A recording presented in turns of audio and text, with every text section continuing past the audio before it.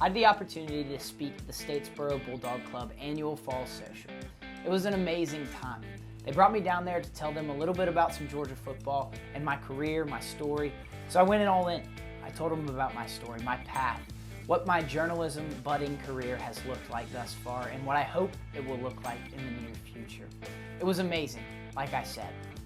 But thank you so much to Brad David and the David family for inviting me down there. Thank you to the Statesboro Bulldog Club for welcoming me with open arms. Thank you for hosting my parents and me as we ate dinner and shared great fellowship with that community. It's so awesome to see the red and black and how far it spreads throughout this entire state and this entire country. Right there in Statesboro, Georgia, they have a huge contingency of Bulldog faithful, and it was amazing. It was a pleasure to see those people gather and want to hear me talk, but also gather to celebrate Georgia football. So thank you again, and I hope you enjoy. Since 7th grade, Hamilton has written for Bulldog Illustrated, bringing the Bulldog Nation countless interviews with UGA superstars like Maria Taylor, Roquan Smith, Vince Dooley, and many more. He is the creator and host of the Hammy Show, a podcast blending humor, insight, and fan perspective on college athletics. If you were following the SEC Media Days, you probably heard the hard-hitting questions from Hammy, all received with a wink and a nod from our coach and players. With experience spanning writing, podcasting, and social media strategy, he brings creativity and energy to every project. Passionate about connecting fans with the teams they love, Hammy thrives at the intersection of sports and media.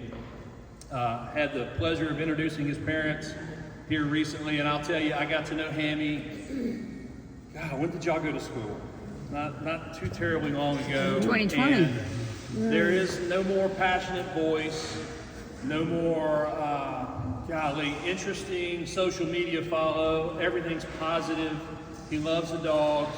He loves everything about the dogs. He loves Athens, and it's a pleasure to have Hamilton Culpepper.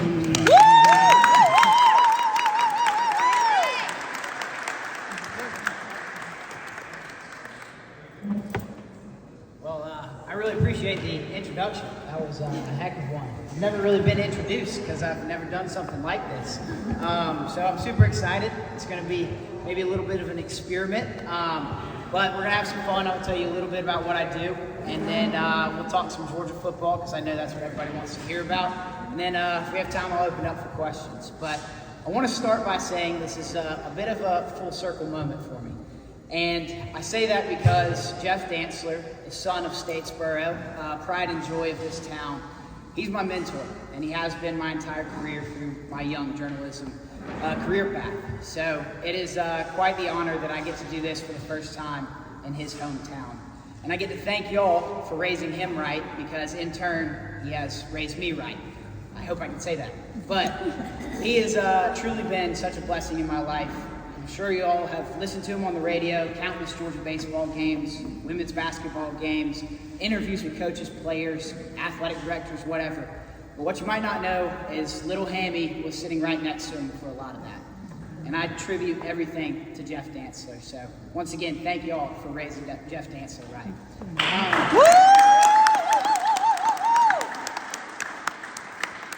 We'll get started with a little bit about me. So I was in 7th grade, and like every kid, I had the dream of being a professional athlete. And like most kids, that dream never became a reality, because this was never going to be a professional athlete. So I turned my interest from the field, and I turned into the press box. And I created this dream that I was going to make it as a play-by-play announcer in sports media. And so my parents, myself, my little sister, we went to dinner with the Levies, Vance and Cherie Levy, who owned Bulldog Illustrated, the magazine. And we got to dinner. My parents were having fun with the Levies, and we got into a conversation of Georgia football. It was maybe a little dicey at times, but Vance, who was in his 40s at the time, was pressing me on some Georgia football hard-hitting questions. And the stats savant that I was at the time, and still am, thanks to Jeff Dantzler, I was right there. I answered every single question right. I knew every player, every face, every number. I knew every depth chart, 4D. I knew everything. And so Vance was pretty impressed with me. and maybe a little overserved. He said, "Hammy, how would you like to write an article for Bulldog Illustrated?" I was a 12-year-old, and I was about to write for a newspaper. I thought that sounded pretty cool, so I jumped at the opportunity. We got home that night, about midnight, like I said. We were having a little fun, and we sat down, and I couldn't get it off my mind. I didn't know how serious he was, but I took it serious. I couldn't type, I didn't have a computer, so I pulled out a piece of printer paper and a pencil, and I wrote a 333-word article, Hammy's Top 10 for that week.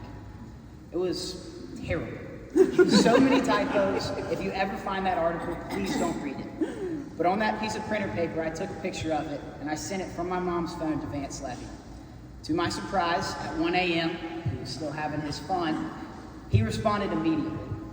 And he said, "Hammy, why don't you type that up and email it to me tomorrow morning?" So I did, and it took me forever. One finger by one finger, slow as molasses, I finally got that 333-word article done at 3:30 in the morning.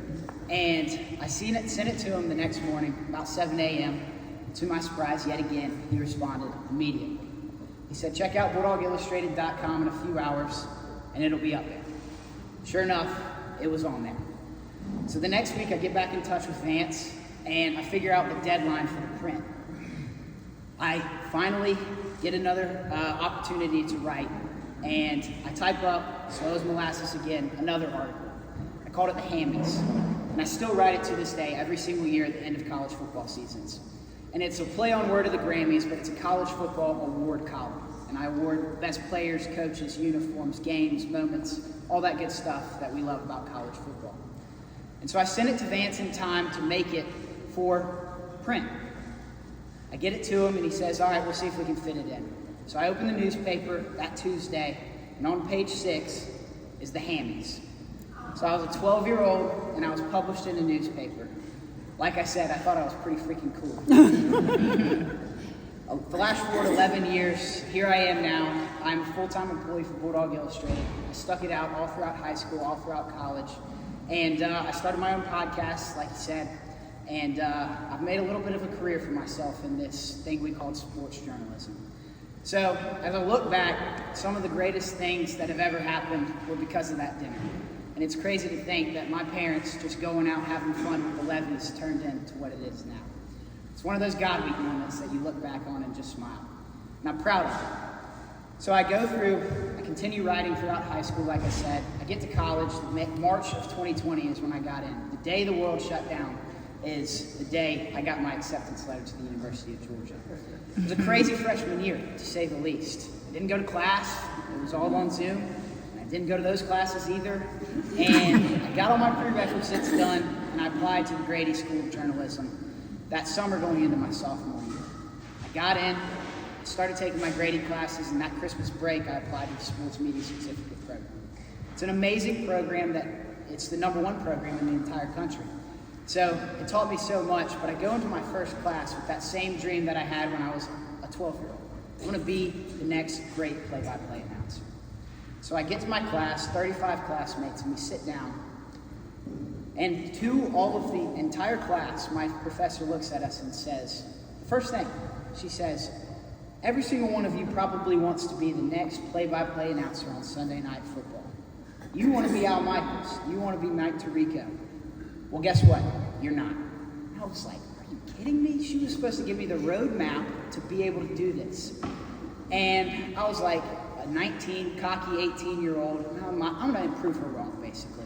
I'm going to shove it back in her face and say, look what I did. I'm on Sunday Night Football. Well, I was cocky and naive, like I said. Not that I don't think I can do that. Maybe it will come in my future. But more so, it was because my dream got flipped on its head. So I make it through my first semester of the sports media program. I get to my junior year. It's my second semester of the sports media program that fall, and we get assigned to a local beat in the Athens area. Mine was Jefferson High School football. And there was a kid there who was a senior in high school, and he's the one that flipped my dreams. His name was Elijah DeWitt. He was a standout athlete, and his best friend in the world was Malachi Starks. Sure, everybody recognizes that name. Malachi was a year older, and he was at Georgia balling out. He had just had that interception against Oregon in his first ever game wearing the red and black. He was a stud. But his younger best friend, Elijah DeWitt, was doing the exact same thing at Jefferson High School, balling out. He had nearly 1,000 yards receiving through 5 games. He played safety on the other side of the ball. He had 55 tackles through 5 games. He was a stud. College offers were flying in through the mail. Until one day, he took his girlfriend to a local Dave & Buster's right outside of Jefferson. He left that Dave & Buster's and he got in the car. In that parking lot, a drive-by shooting occurred. Elijah DeWitt, with all the promise in the world, was shot and killed in that parking lot. Now, through some friends of a friend, I got in touch with Elijah's parents. It was amazing. 72 hours after the accident happened, I was in Elijah's home with a camera interviewing Elijah's parents who were mourning the loss of their 18-year-old son. It was the most heart-wrenching, terrible experience, but it was beautiful at the same time. As his 2 parents cried on camera, it made for this amazing piece. One of those ones that tug at heartstrings. And in that moment, I realized what I really wanted to do. I want to be a storyteller. And that's where my career path has gone. It led me to the first person that I aspire to be, and that's Tom Rinaldi. I had the opportunity of meeting Tom Rinaldi at an Athens Touchdown Club event when he was the guest speaker. He's a little bit better than me, so I'm sorry y'all don't have Tom Rinaldi standing in front of you, but hopefully I will suffice. But I met Tom Rinaldi, and I'm sure many of you have seen his game day pieces. He gets on College Game Day, and you're trying to get hyped up for a Saturday of college football. And when Tom Rinaldi gets on the screen, you shed a tear, because his heartwarming stories bring a tear to your eye, no matter how hyped up you are. That's what Tom Rinaldi is. He's the best storyteller in the world. He honestly tells stories through sports that change lives. That's what I want to be. I want to be Tom Rinaldi. I want to be the greatest storyteller of all time. So I continue through college. I get to my senior year, that fall semester, and I have this bright idea, crazy idea looking back on it, to start my podcast, The Hammy Show. I put together this logo. It's got curly hair with a microphone and headphones around it. I think it's like the cutest little thing ever. It probably looks stupid to everybody else, but I think it's awesome. And anyways, I started this podcast, and I happened to get in touch with a guy named Brian Harmon, which I'm sure that might ring a bell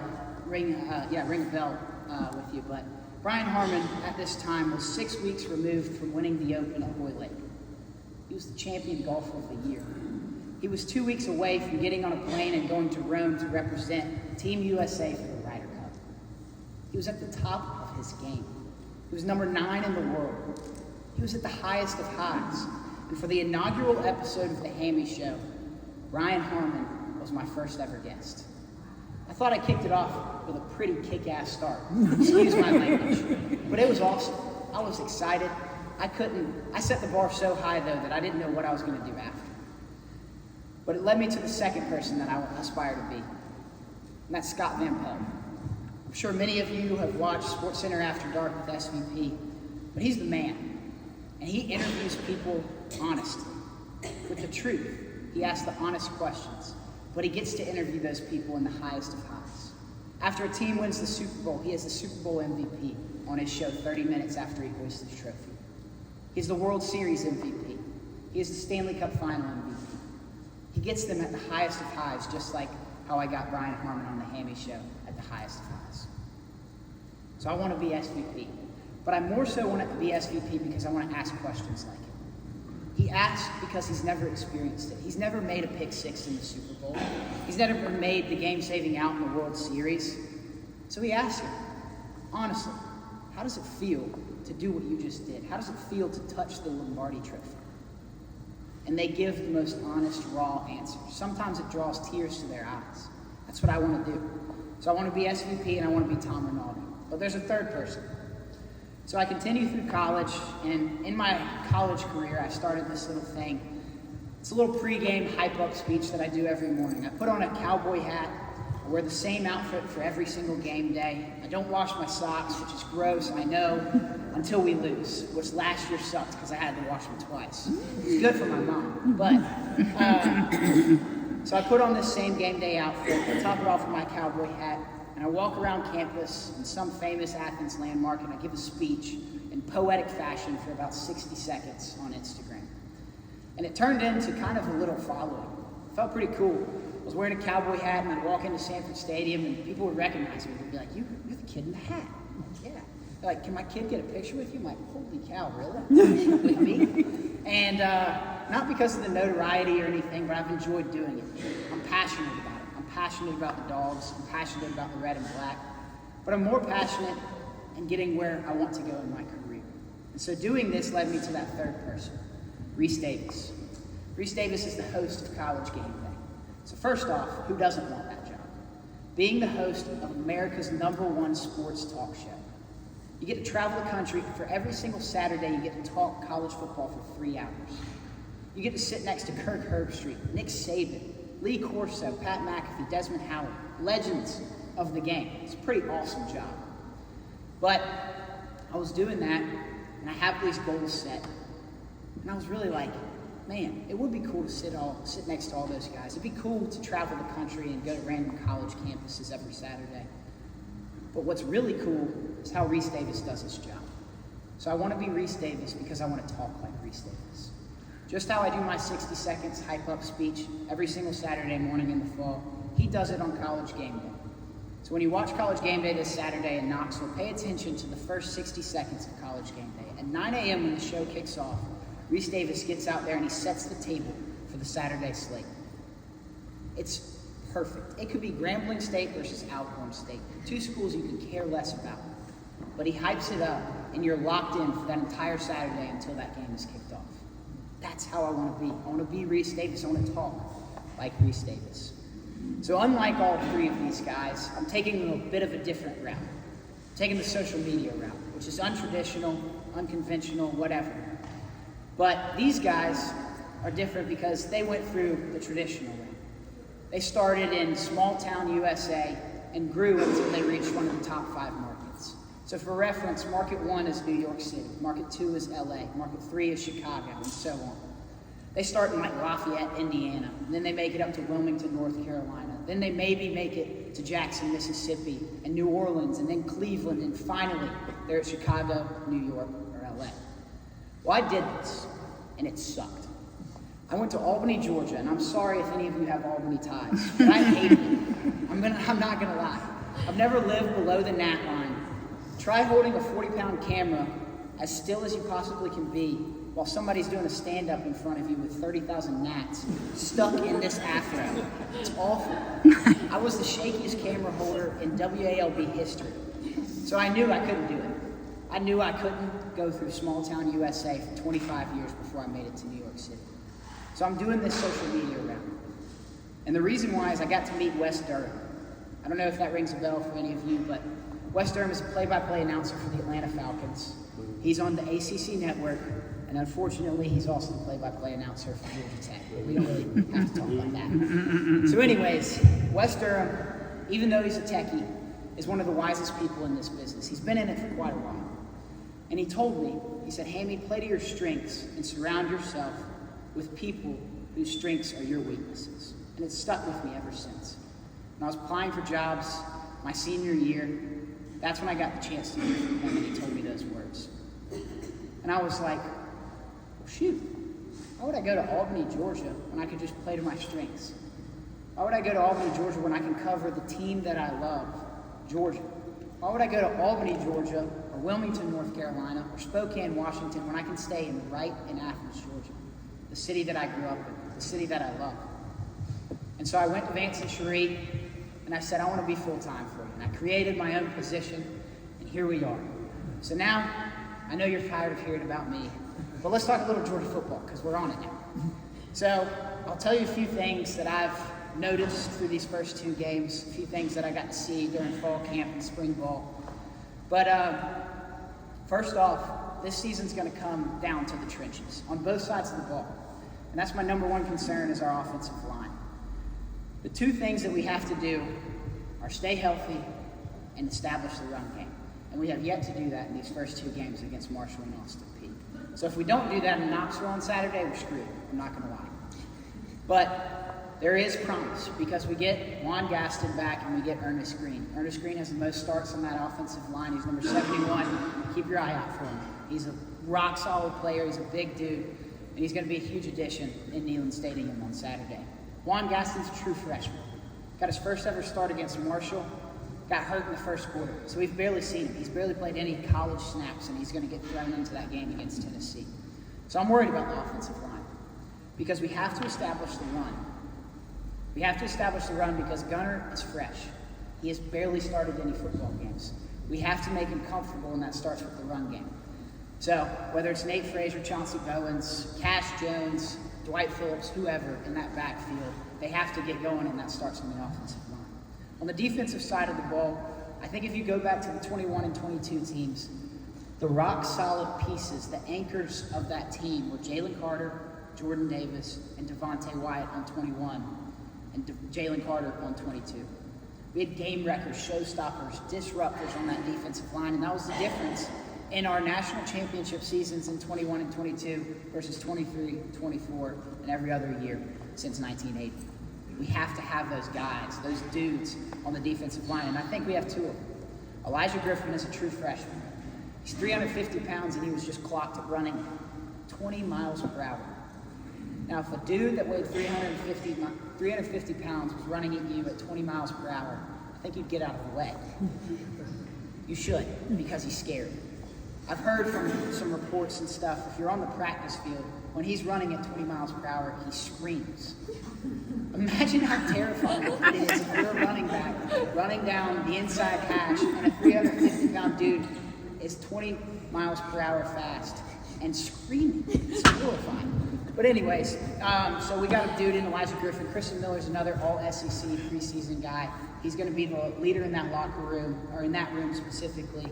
So I'm super excited for those guys. I think our defense is rock solid behind them. We've got some stud linebackers, probably the best unit in the country between C.J. Allen, who's the brains of the organization, Raylan Wilson, he's the kind of freak athlete in that room, and then we got two true sophomores in Chris Cole and Justin Williams. So we'll see a lot of playing time from them too. We're going to have multiple packages where we can get all four of those guys on the field at the same time. It's going to be exciting to watch.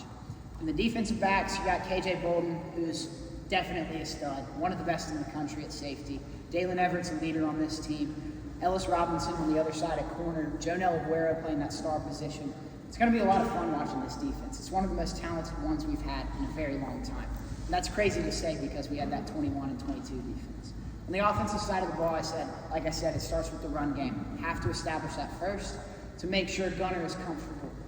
And then once Gunner is comfortable, he's got to get it to these wide receivers. We went to the transfer portal and got Zachariah Branch and Noah Thomas, who are two studs. Zachariah Branch is the fastest dude I've ever seen touch a college football field. He is special.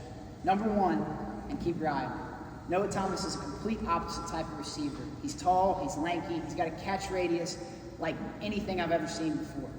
His knees, when he walks, his fingers touch his knees. That's how long his arms are. So he's going to be a fun guy to watch in the 50-50 ball game.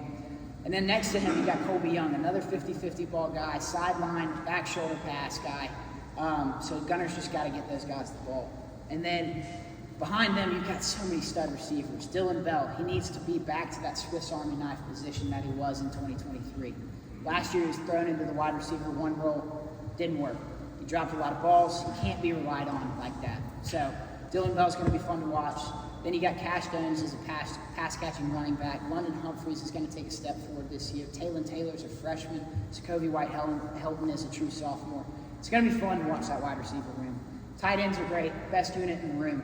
But I'm tired of talking. I know y'all are tired of hearing me, but I want to open up for questions. If y'all have anything about myself, about Georgia football, anything and everything, feel free to ask.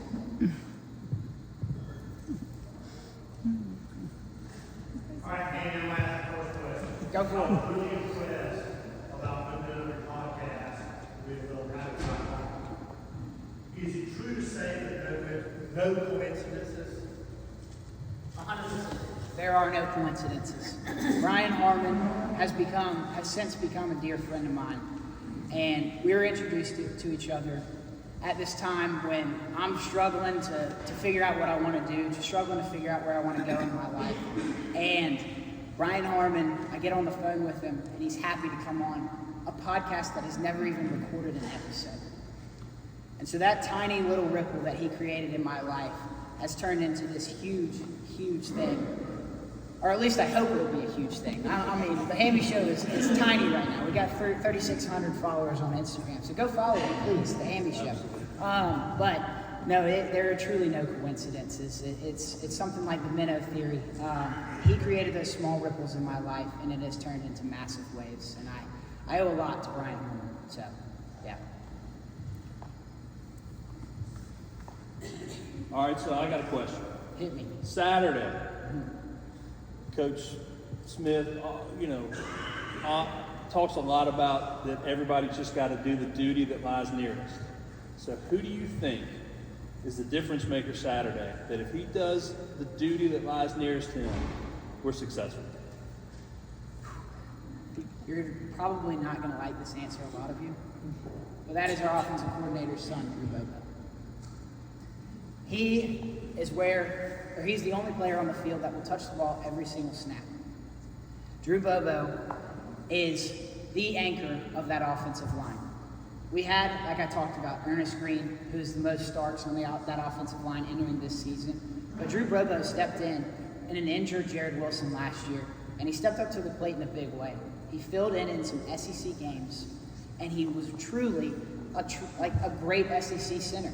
So I'm excited for Drew Bobo. He's going to be a special talent in his future, and if he sticks to that nose guard, that duty that lies right nearest, it's right in front of him, we can have some success running the ball. That's where our ball game starts. And I know you're thinking, man. I know you all think about it in UGA football. I hear there's a secret tunnel under Sanford Stadium. Sometimes students and people can sneak on the field. Is that true? That is very true, and I won't bore you for 2 hours with this story, but bet you didn't know that you brought in an ex-felon to speak to you. So in my sophomore year, my freshman year, I snuck in the stadium, Sanford Stadium, and I was kicked out of the stadium for 2 years because of sneaking in. They charged me with breaking and entering. I went to jail 3 weeks later. It was an experience, to say the least. But I was banned from Sanford Stadium for 2 seasons. This is 2020 when I was a freshman. March of 2020 is when I did it. March of 21. And I told my dad, I was like, if I'm kicked out of the stadium and we win a national championship, I'll never go back.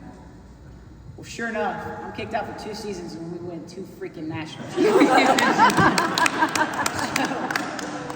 I have gone back into the stadium, and I am the most superstitious person in this entire room. I can tell you that, maybe the entire world. I told you I don't wash my socks. It might be that we haven't won a national championship since the 22 season because I've walked into Sanford Stadium. So don't kill me when I'm walking out of here, but if we don't win it again this year, I promise I won't go back in 2026, and we'll see if we do it again. And if we do it again that year, then I truly will never walk into Sanford Stadium. 8 more questions.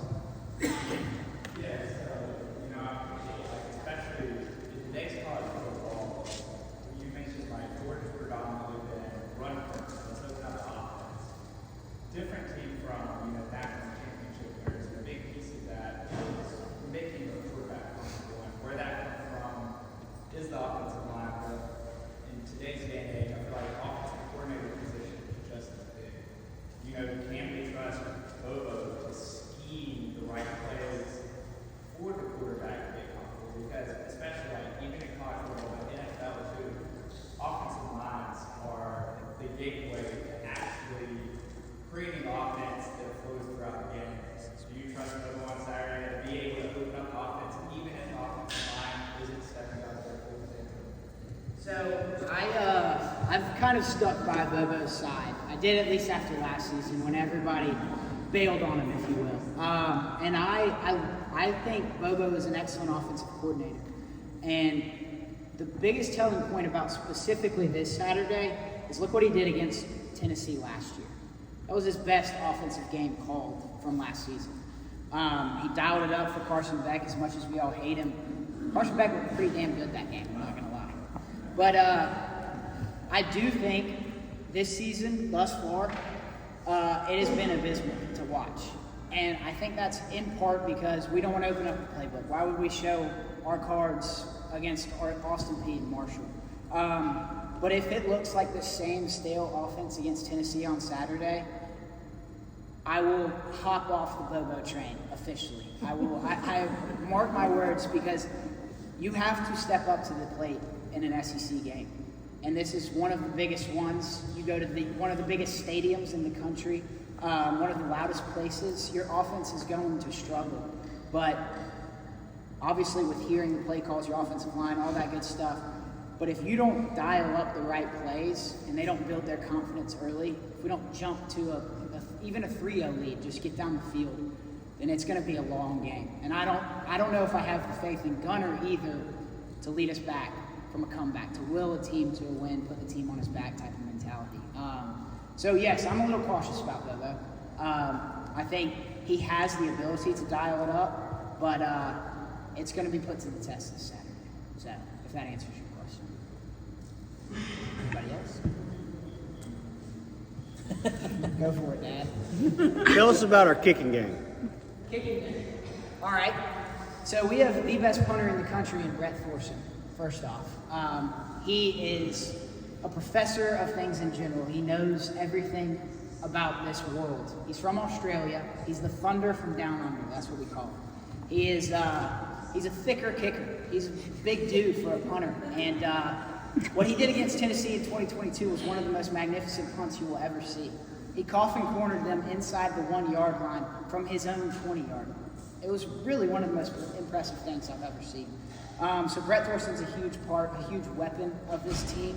And then on the true kicking side of things, Peyton Woodring was a finalist for the Lou Groza Award 2 years ago, a finalist again last year, and he will be again this year. He is a stud. He is Mr. Consistent, Mr. Reliable, and he's not like one of those kickers that's just always reliable inside the 40-yard line.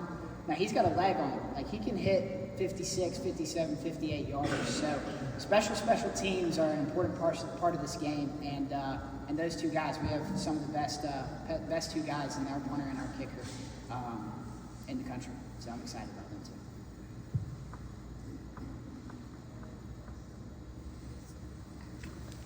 Thank y'all so much. I appreciate it.